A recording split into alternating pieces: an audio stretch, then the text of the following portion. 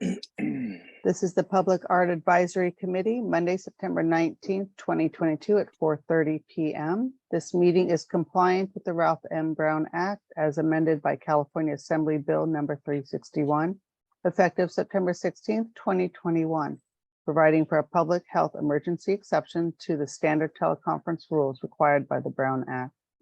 The purpose of this is to provide a safe environment for the public, staff, and the committee while allowing for public participation. The public may address the committee using exclusively remote public comment options. The committee may take action on any of these items listed in the agenda. The public may address the committee ahead of time or during, ahead of time, email aibera@brisbaneca.org, or you may text 415-407-2675, and public is welcome to join this meeting. All right, let's do a quick roll call. Councilmember Cunningham. I'm here. Councilmember Davis. Here. Chair Davis.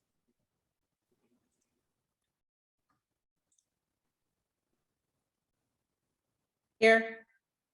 Vice Chair Salmon.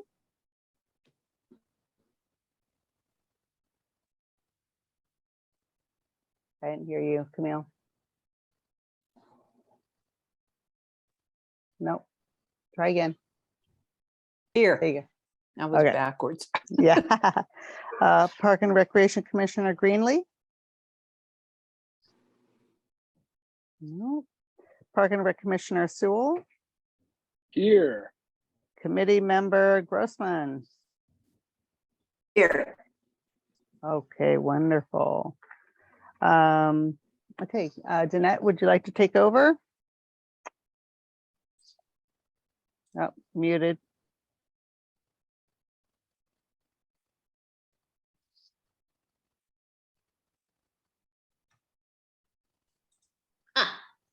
We have a motion to approve the agenda. So moved. Have a second? We have a raised hand. Second, Okay, Camille, Camille's, okay, she's seconding. all in favor? Roll call, yes? Councilmember Cunningham, I, Councilmember Davis, Hi. Chair Davis, Aye. Vice Chair Salmon, aye. Park and Rec Commissioner Sewell, Aye. and Committee Member Grossman. All right, we'll move on to approval of the minutes from the June 14th, 2022 Public Art Advisory Committee. Do I have a motion to approve that? I move to approve it. Second? A second? Addison, all right. Roll call? Councilmember Cunningham, I, Councilmember Davis. Aye. Chair Davis, Aye. Vice Chair Salmon, Aye.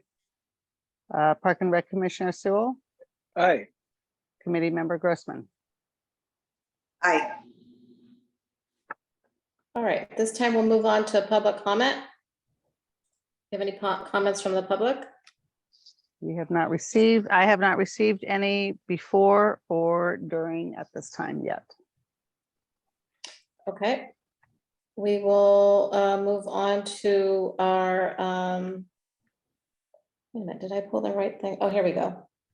Presentation and discussion items. Brainstorm questions to discuss with representatives from other cities regarding the process of their public art master plan. So I'm just gonna try to call you out, and then if you think of things, then if there's somebody that wants to go first today, you can raise your hand, and then I'll move on, and then I'll just come back, so it's not a free-for-all. So does anybody have any questions right now that they want to start with? Otherwise, I'll just call on you. Oh, I just want to let the committee know that I am going to be out of town next week, so I'll be unable to attend the first interview on Monday, but I'll be there for the Tuesday one. Okay. And I want to just say that I won't be attending either of them because they're scheduled on the Jewish high holy days. And so I won't be able to be there. Okay. Thank you. Mhm. All right, so I'm just gonna go in the order that I see on my screen. So Camille, you're next to me on the screen. So do you have any questions that you thought of? Well, That one of the things I was wondering when they were doing this, when they were doing their interviews, one of the questions I had was before they did their interview, did any or anyone in particular, or did the committee as a whole have this vision that was already pre-planned in their head, or did they go in to the discussion and the interview with potential candidates with an open slate? Because I Okay. think we might be all assuming different things. Are you Yeah. talking about for artists or are you talking about for the? We're like- talking about the master plan, aren't we? We're Yeah, not I- talking about the artist. We're talking about a person who is going to help us the consultant to put together the master plan. Yeah, and we're interviewing different cities. A couple of them are lined up, so we Yeah. want to ask that process. So, okay, that's good. You're taking note, right, Angel? Is that correct? Okay, so that's a great one, Camille. Do you have any others that you thought of, top of your head? Well, I'm just thinking, once we kind of ask that, or at least individually ask that ourselves, it may kind of bring forth questions that we have, depending on how we saw that question. Okay. All right, so next I'll call on Karen. You know, because I have never done this before, interviewed at this higher level for somebody who knows what they're doing. For me, I got a blank slate on this. I basically want to ask the people who we interview, tell me about how you went about doing this. Tell us about the bits and pieces that went together, you know, what worked, what didn't work. I don't have specific questions. It's just like, okay, we're creating a new contract for somebody who obviously has done this before, knows the pitfalls, knows the things that worked, what did work, what didn't work. You know, obviously there's going to be hot buttons. I mean, art's a hot button. Beth hates it. I love it. Beth loves it. I hate it. I mean, that is going to be how this is for all of us, is that, you know, we all have different thought processes about just about everything. So I've got a blank slate on it, and I just want to ask them to tell us what their process was and what worked and what didn't. And then I think that we probably, after interviewing these people, can say, you know, I really liked that idea and I like that. I'll have much more of an idea after we speak to them about questions that are still unanswered for me relative to us moving forward. That makes sense, you guys? Mhm. Okay, That's it. all right, Tom. I think I have to mimic Karen there a little bit. I'm so new to this process. I don't have any real background.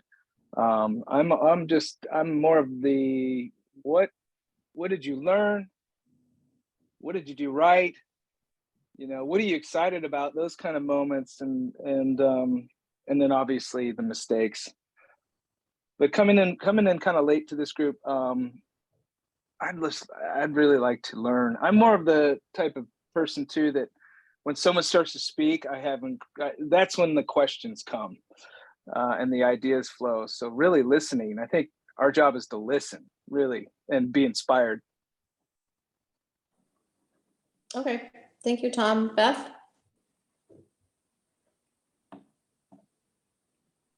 I'd like to listen to everyone, and then maybe I'll come up with something to Okay. add. Madison? Well, I think it would be interesting to know, like, if they could go back and change anything about the process, like what that would be. And how was it like working with like how collaborative of an effort was it with the consultant? And how long did it take?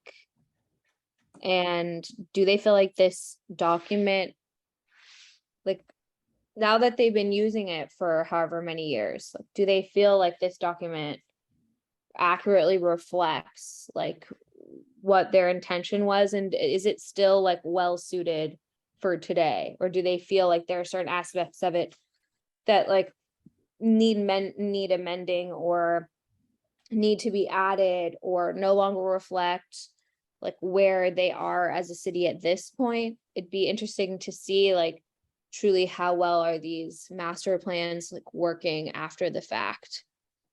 But yeah, truly, like I think also if they had to go back and change anything, like would there be anything that they would do differently? And I feel like in almost every situation, like there's always something that you would do differently. And I think those are like the hindsights that are really informative for us, like to learn from, someone else's experience, which is I think what we're setting out to do. So those for me would be the things that I would want to know. Okay, thank you. I'm gonna go ahead and chime in. I had some ideas. One is, how did they go about advertising for, looking for the person for this particular? Is it like the same method we're going around trying to find an artist for a project? So what organizations did they reach out to? What was their process to try to find that consultant? And how long did that take? And was it the first time around? So really what that process was, it also the fee that they had budgeted, how did they come up with the fee that they thought they would need to hire this consultant, and like, what's the process to determine that? And, was that accurate? Where did they accurately budget what a consultant was gonna cost? And then did the consultant stick to the budget? And were there any problems with the contract that they had? So what are things that we should look for when we write a contract? Thinking about what happened in SoFi Stadium with that artist, like what are the pitfalls we should be careful? And what should we do to protect us as a city, and how can we get out of things if we need to be? And then what was the timeline from when they advertised to when they actually got a consultant? And what is the timeline to actually, once they hired a consultant, to actually come up with their art plan? How long does that? And it's going to be different for every city because some cities are bigger than others. And, looking at the volume of so many of them, they're so different. Some are very, very, very detailed. So I would be curious how long it took to actually come up with the their art master plan, and what does that cost? Because my question is, we're hiring a consultant. Does that include the whole package? Or are there more hidden fees? Let me think. What else? I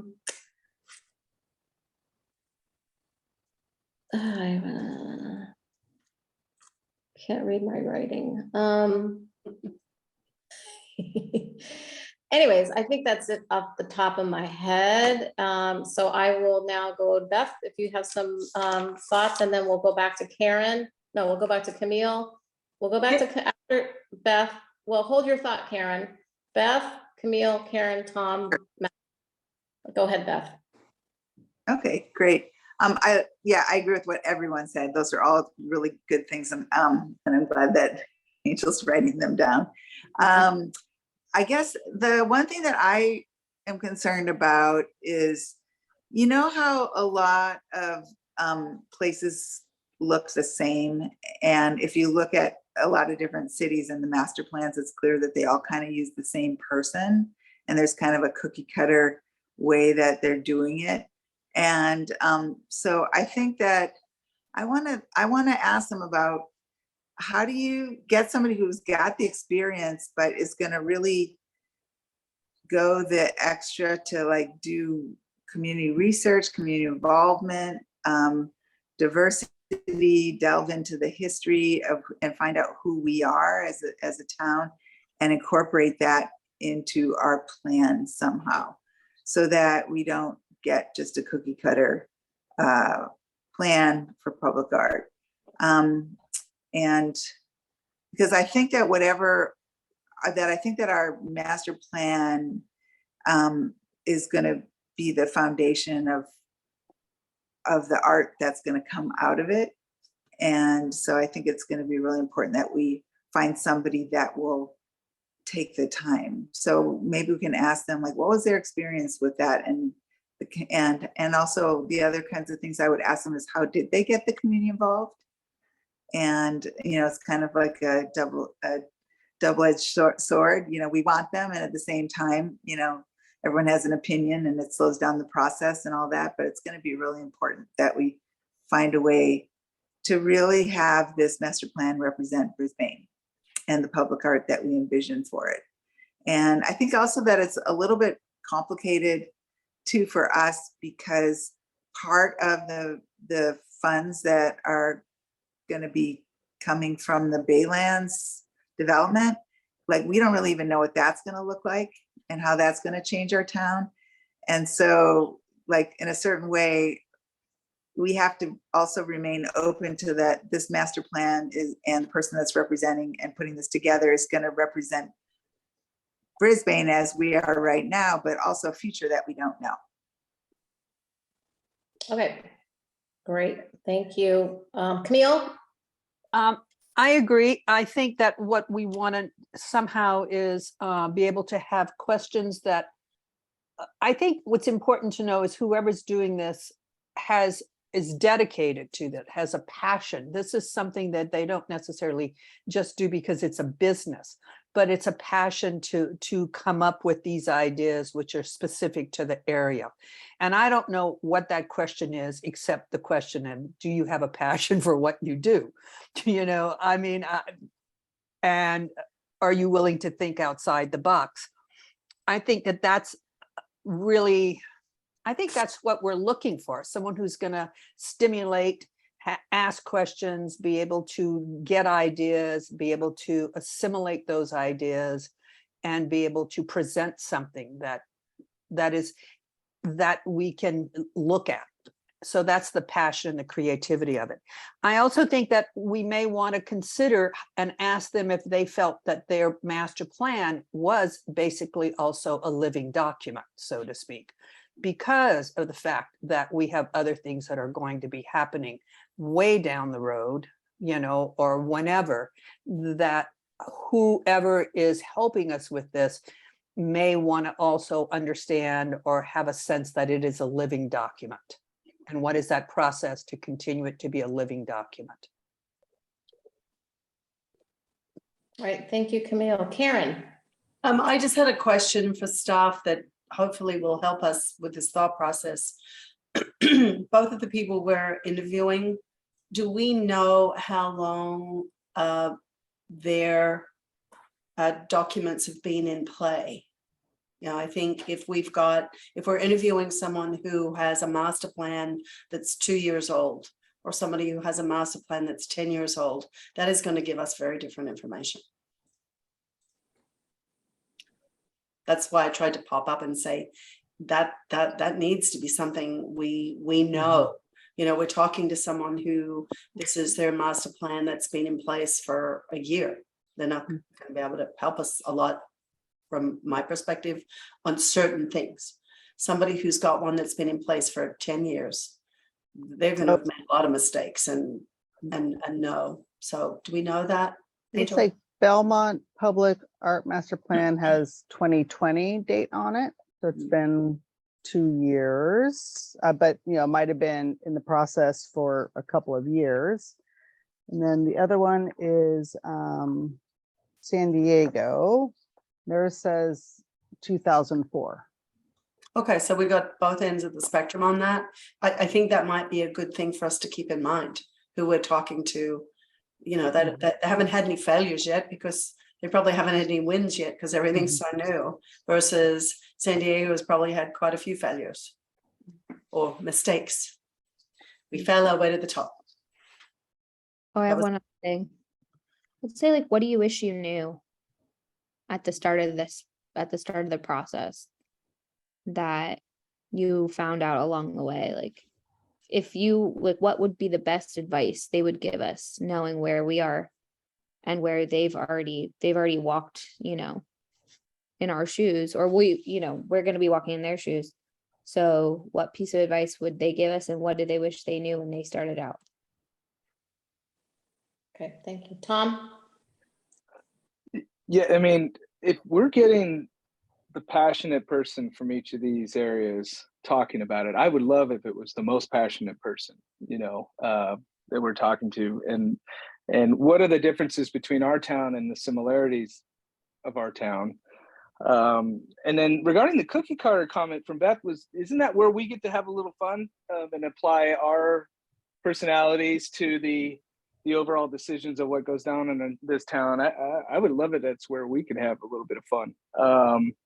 And then to Madison's point, people love to, if you ask them for advice, you kind of know Brisbane.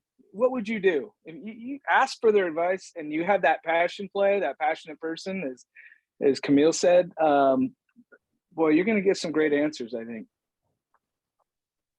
Well, remember, these are staff people who work for the city of Belmont and work for the city of San Diego. So Okay. the person in Belmont probably has a better idea of who we are. San Diego does not. And I think the idea that the committee had was to try and get a different, big city, small city. They liked the master plans that were developed. They liked the people who had developed them. One is, I think, the Jerry West group that I think did San Diego, if I'm not mistaken. And then the other one is Barbara Goldstein. And, when we talked to Berkeley, and I think we gave you the notes from Berkeley, is that they absolutely love Barbara. I think it was Pasadena, one of the two that we talked to, that they said that, that they were willing to talk to us, but, couldn't really schedule time with the committee as a whole. They absolutely love Barbara. So, part of, I think, the conversation with Belmont would be, did this person work with Barbara? What was their feeling with working with Barbara? If you worked with the person, San Diego, did you work with Jerry, or did you inherit the document? What have you heard about working with that person? I think it's, you're really going to hear more of a staff perspective, and you're not going to really hear that passionate person who's, I think they're passionate about what they do. Based on what we've talked with Pasadena, what we've talked with Berkeley, the people are very passionate about art, but they're not the developers of the master plan. And I think when you talk to the people who are developing the master plan, you're going to have a much different level of passion for the type of work that they do than you would get from the staff. Is there any way to hook in somebody else that is more in that arena to the meeting, or is it too late? Well, the challenge is that if you invite people who have done the master plans themselves, you are giving them an advantage when you're doing the bid. And we're not supposed, Beth might know somebody, we talked to the person from Berkeley, the staff person, who, has put us, connected with the Northern California artist group. And, she's very passionate about what she does, and she thinks that it's great. I wish that she would have been able to talk with the group, but her schedule is such that it's very hard to schedule her ahead of time. But I know Beth wanted to say something. Was that my friend that I recommended to you, Kim Ano? Are you referring to? No, we talked to the staff person. Okay, because Kim Ano's on the Berkeley Arts Commission. That was who I wrote to you about, I think, at one point. Right. The challenge is that we always write, from a staff perspective, we always talk to this, we talk to staff and we say, and we ask, either you or somebody who's on the commission can talk to us. And okay. The staff Great. people always responded directly to us. Sure. So Stuart, the one question, because I was sitting here wondering the same thing, like even by getting recommendations of, Barbara or the West Company or whatever from different cities, doesn't that put them at an advantage as well? No, because that's something we have to worry the company about. itself hasn't talked to us. What it is like when the company talks to you, they will get a better they'll get a different understanding, and then they would have an advantage unless every company that applied for it got that ability to talk with the committee prior to submitting a proposal. Right. So, but I'm kind of curious because I think I remember seeing that there wasn't a lot of response on the last RFP that we put out. And was that correct? Am I remembering that right? Response, and we're going to reissue it. Right. So I don't know. I think that would be another question we might want to ask the city staff is, how do we really reach out and find these people and cast a wide net, and also keep in mind the equal opportunity employer aspect of it, which is really important. And also, how do we keep ourselves, this is a question that I have to all of us, once we've gotten glowing reviews, like already, like here, like Berkeley loves Barbara, and I'm like, already, I'm forming my opinion, So how do we keep ourselves open and keep that net casting as wide as possible? And I think that's a good question to ask the people who, who are working on this. When we talked to the person from Berkeley, what she said to us was the things that we've been doing. You put it out on the California Arts Commission or Arts Council website. She put it out on the Northern California public art website, mailing list. If you want to cast a wider, California Art Council has a very good nationwide reach, is what I have found, is that people all over the country look at, because California has a lot of money and people are willing to apply.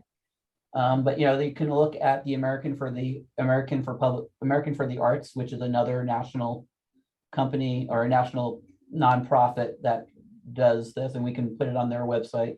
And I think that may be a good question, is like, what other places can we submit our proposals where we would get a broader reach of people?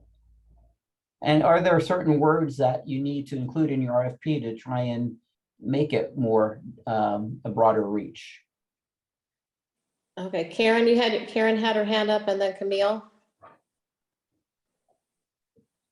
You're mute, Karen. My mouse is going over two screens. Further to Beth saying, I'm already forming some opinions based on, Berkeley said this person's great. I think we need to try very hard not to listen to that. And because Berkeley is a really big city, and what might have been so appealing to them was the size of projects maybe somebody had done. And it just took me straight back to our interview process when we're interviewing for commissioners and committee members and stuff like that. It's like, I can read a resume from someone and go, wow, that person's fantastic. And then you interview them and you go, over my dead body.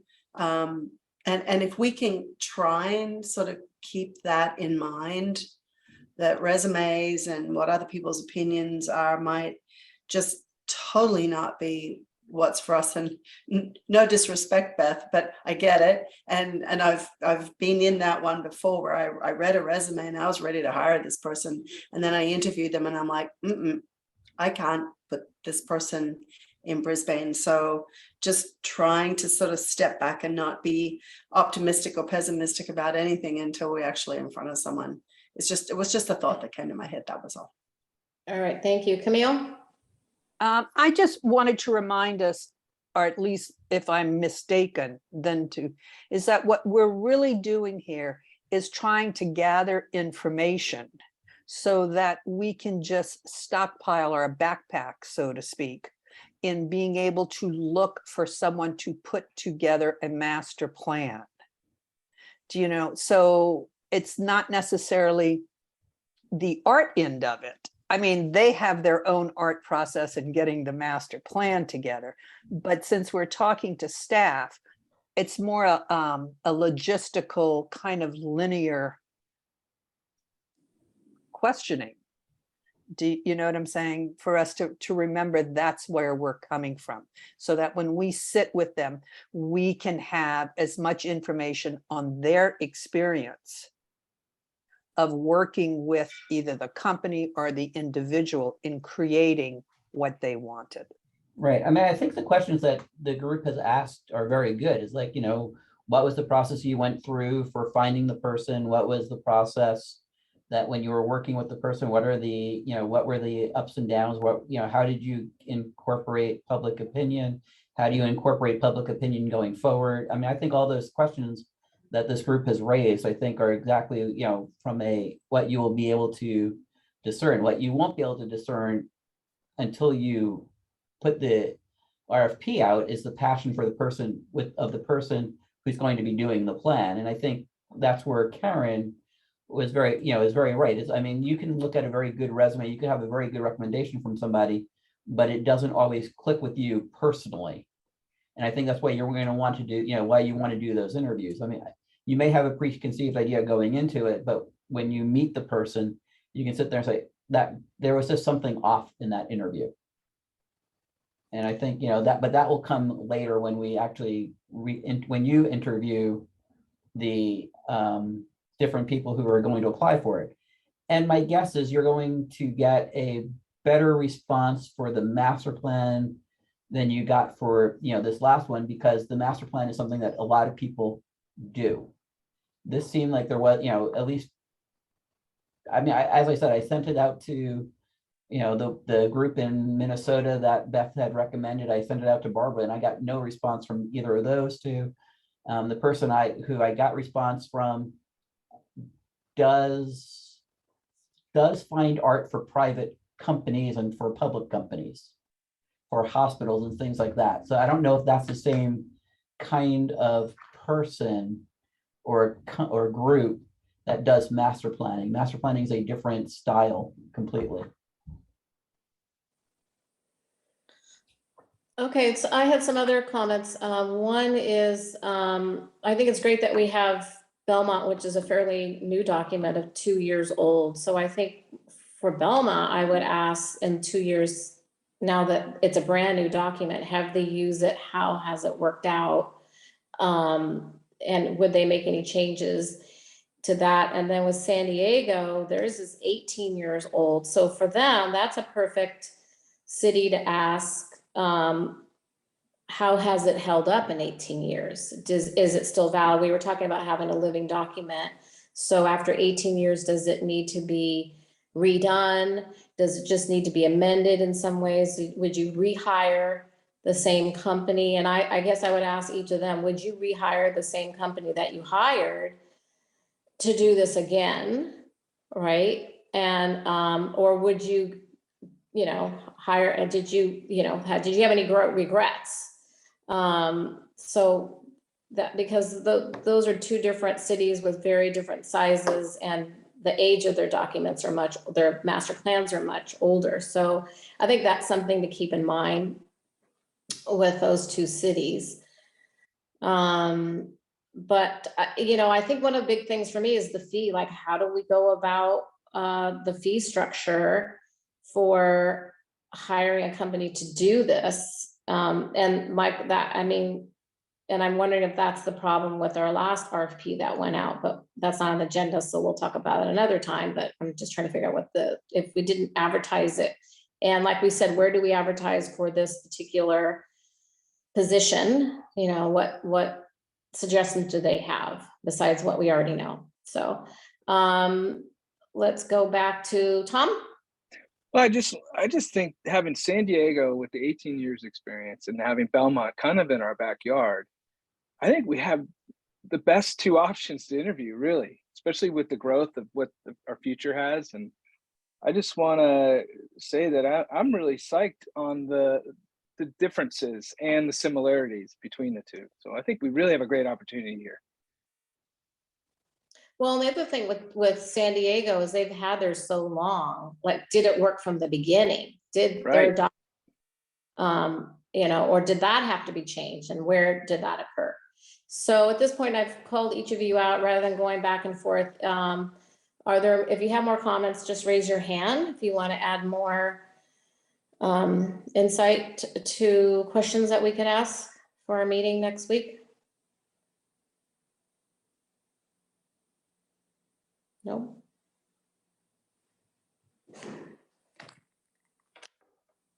Staff, Stuart, do you have any more input?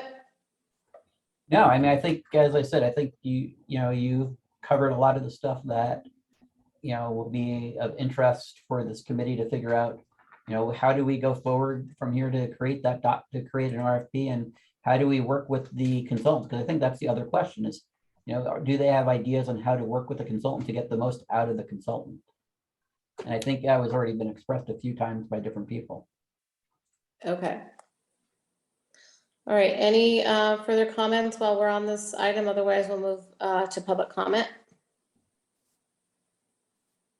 Okay, at this time, we'll go to public comment.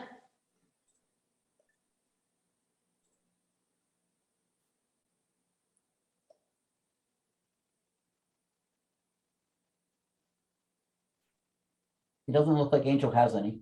No, Angel, you don't have any? Okay. No, Okay. no public comment. I just had to switch over to my email just to confirm. I just checked my text, so no comments at this time. Thank you. All right, at this time, we'll move on to the next item, which is our next meeting, Monday, the 25th at 4:30. Let's talk about the time frame on that, which is next Monday.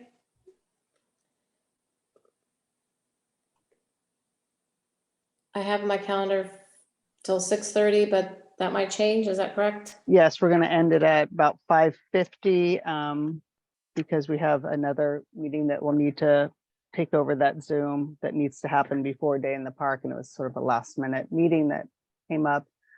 And either Danette or Camille will join that to be a representative to meet at that meeting. It's a Sierra Point Park and Open Space Subcommittee. So they're having one from OSEC, one from Public Art, and then 2 council members to meet with the consultant that was hired a while ago. So this is just a very introductory meeting with them to talk about the open space and park plan for out at Sierra Point, as all these large buildings are coming in, and trying to see if we can have a nice cohesive plan together as they develop those areas. And where Okay, does art fit into it? okay. This is Belmont, correct? No, I'm sorry. This is a meeting that's going to happen right after the Belmont. No, yeah, next week's Belmont. I think that's great. We're going to learn a lot from that meeting to go into a heavy hitter 18-year process for San Diego. So I'm looking forward to learning a lot on next Monday. Karen? Question, Stuart, you might tell me that's not appropriate for now, but I have a folder, and maybe we can make it a public folder, that this group can add photographs of things that they've seen around. For example, I was in San Diego last week and I saw many cool things. I was in Long Beach last week. I saw many cool things, and I was just running around snapping photos of some of these things, and I've uploaded them to a folder. Stuart, can we make a public folder? Is this time for, you can tell me, we can't talk about this. Can we make a public folder? Every single person who is in this public art committee are artists of one description or another, and we always see things. Can we upload to one folder the things that we might see on the street or somewhere that's really stimulating to us, just as a brain dump of things that are I of think interest? we can. Let me check with our attorney, because you're not making a decision about any of it. You're just providing it as information. And, what our attorney might suggest is that become a public document, which, Sure. I think the only thing what we would want to restrict is how people input information into that folder. I'm not talking general public. I'm talking about this group. Right, but I'll let me talk to our attorney, but our attorney might say that folder has to be made public in some fashion. So the I don't question would see be, that as how a do you problem. input stuff into it? So let me talk to the attorney, but I don't see information as being anything that you're making a decision on. Right. And so you're not just, as long as you don't discuss it as a group, you just look at it individually, you have Dump your it. own thoughts. And you don't say, wow, I really want that. And that becomes a string of conversation amongst the group, because that Yeah. would be making a decision outside of a public process. But I Sure. think just as an informational aspect, I think we can do it, but let me talk to our attorney to see what the best way to do that would be. Inspirational aspect, how about that? Yes, Mhm. and no, I would agree, and as long as you're not talking about it amongst yourselves in a Mhm. majority, then, you know, that wouldn't be a violation of the Okay. Brown Act. If you, Until it's it's just like- agendized or something. Yeah, But it's just so- like walking down the street, I saw Yep. this and I saw that and I'm like, wow, that's cool. no, I think we all do. I mean, I think everybody, Right. you know, when you're walking, you see something, oh, wow, that's really a neat thing, and being able to remember what that was, because. Love to there's have so that many rock in different- Brisbane. I mean, yeah, I'm gonna make the stupid statement. There are so many different types of art available to look at that you don't always remember exactly what you want to see. Right. And I know that's a stupid statement because I mean, there's infinite amount of art out there. So I get depending that. on what the attorney says, it'll determine which way I create that folder. Yeah. So, I'm And do just you gonna keep the send it artist, to- do you keep the artist sending name it to me. out of it? You got to keep the artist name out of it, right?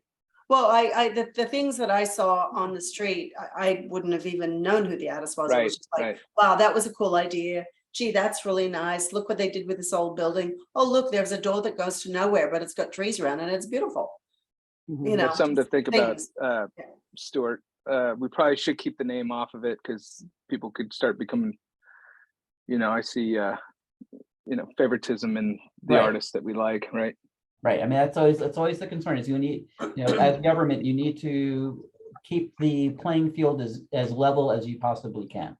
This is a great learning thing for me. I tell you, that's great stuff. Very different from the private sector. All right, and then, okay, so on Monday, back to Monday, the 26th, it's 4:30 to 5:50, is that right? Mhm. Okay, So, And then- I'm sorry. So we start at 4:30.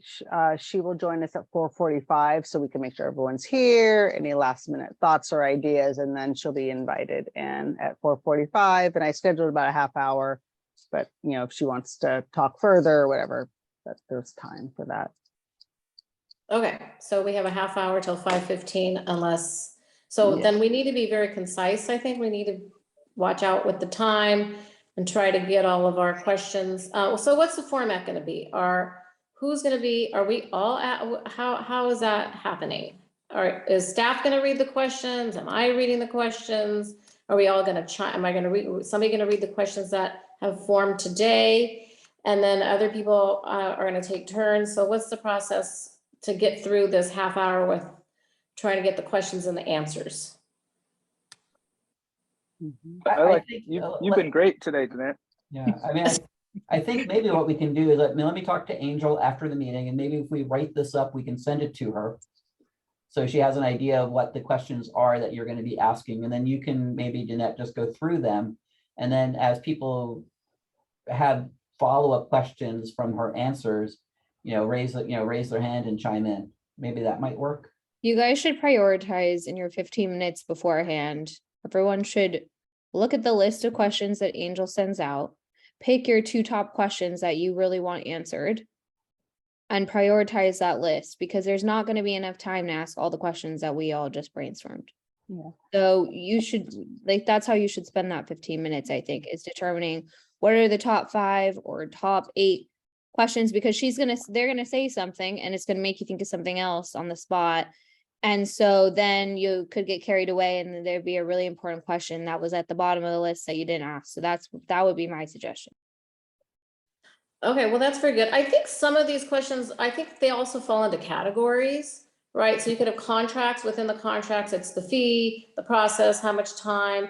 And so maybe that's an easier way also to get through it. But I think if we start the meeting at 5:30 and she meets us at 4:30 and she comes on at 4:45, we have 15 minutes for us as a group to prioritize. That's what we're going to do, that 15 minutes is prioritize what is the most important questions or categories we want addressed. And then if we get through it, we can go down the list to the others. So somebody should read these and answer. And then I'm not sure if we should be raising the hand and interrupting her, or we save all the questions for the end. Stuart, what do you recommend? I think saving the questions to the end might be the easiest for her, and that way you can gauge your time. I mean, at the moment, as Angel said, you've got her scheduled from 4:45 to 5:15, but I don't think we have anybody after her. So, I mean, she might be willing to stay till 5:30, in which case, that would be fine too, because we don't, we can talk about like what we learned prior to the next meeting for San Diego the next day and say, okay, here's what we did well, here's what we didn't do well during that 45 minutes or half an hour, and here's how we want to approach San Diego slightly differently. Okay, so we're all on the same page how we're gonna do it. The questions will be asked. The guests will answer them. If you have questions, write them down, and in the end, we will go to your questions that you could get clarification on. Does that make sense to everybody? Yes, and Karen, you have a question? Real quick, could we submit our questions to the group before Monday, so we have our top questions? So even though Beth can't be here, she can input from what the questions you've written down, Angel, are. So we are really ready to go as much as possible. Well, are Yeah, you suggesting coming email up only staff. Okay, go ahead. I was just say email only staff your top questions Yeah. or whatever, and Stuart and I will be able to formulate and put them together. And I like the idea of Danette, just kind of categorize them because they do have similar themes that really kind of overlap. And when she gets talking about one thing, it kind of blends in and then you move on to the next. So yeah, Stuart and I will work on that and get that sent out. Okay, so we did come up with a list of questions today. Are you thinking you may have more questions, Karen, that you want to email to staff? Is that what you're thinking? No, but since we gave all these questions and they're going to be put on a list, if we have that list and Yeah, we check off our priorities before Monday, so Oh. Beth can be involved. She's not going to be here on Monday. oh, yeah, okay, I understand what you're saying. Understand what I'm saying? So if Angel, I'm not sure if that puts more work on you. You've been taking notes, you've got the questions. If you can send us a list of the questions and we can respond back to you, here's my top 5, and you can compile that list. Would that work? Sure. I'll get that sent out tomorrow and that'll give you guys some time to get it back to me over the next few days. Muchas gracias.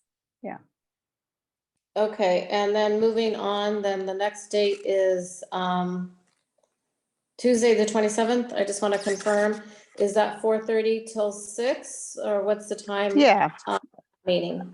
yeah, until 6 is good. And it's the same format for that person. That staff person will come in and 15 minutes later and stay for, I just initially said half hour, but they may want to stay for 45 minutes, not have a huge rush out the door. I just don't want them to feel like they're committing to too much time, but they might be fine once they get talking. They might be talkers and just keep going. There's nothing planned after it. Okay. All right. All right. Well, at this time, are there any other comments? Because otherwise we're going to adjourn the meeting. Nope. Okay. We'll go ahead and adjourn the meeting at 5:22. Thank you. Bye. Great stuff, guys.